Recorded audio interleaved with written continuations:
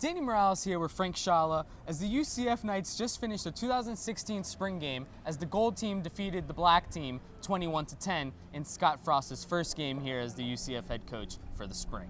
Frank, we saw a lot of alumni here, we saw a lot of fans. Just what do you think this did for the program here today? Yeah, honestly, I think that's the biggest thing that stood out today. You know, we saw probably 20, 30 at least players, you know, from all the way to Brandon Marshall and Latavius Murray, a couple big-time players. So I just think having those guys around has just created such an additional buzz going into next year. Yeah, there was a lot of guys, and that open door policy with Scott Frost is obviously working. The offense was a thing that a lot of people wanted to check out here today as Justin Holman and Nick Patty led both offenses here. Scott Frost said that only 50% of the playbook was implemented, but I'm assuming that we could definitely see almost 100% by the time they kick off here in August. What do you think, Frank? Yeah, definitely. And I know we were talking right off the bat, we were looking at that play clock to see how quick that first play, and right off the bat, you know, they were getting the snap off at 27, 28 seconds still left on the play clock.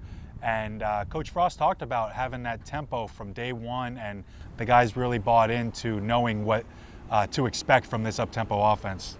The guys have bought in, and Justin Holman has obviously talked about it all spring, and he talked about it today after the game, how it helps you as an offense to keep the defense on their toes, but you also have to be on your toes as the offense to make sure you don't make any mistakes. And Justin talked about decision-making, which I think was something we both agreed last year.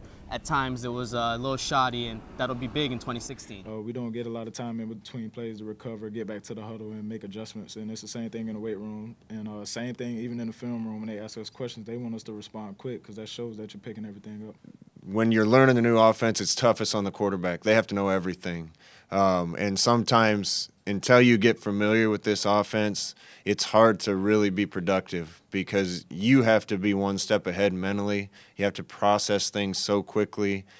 You don't have time to sit in a huddle and think about a play and think about what you do versus certain coverages and think about protections. It's all just got to happen. Just to be able to come here together, on a night like this, watch some football, where we, had a lot of blood, sweat, and tears that we shared together on this field.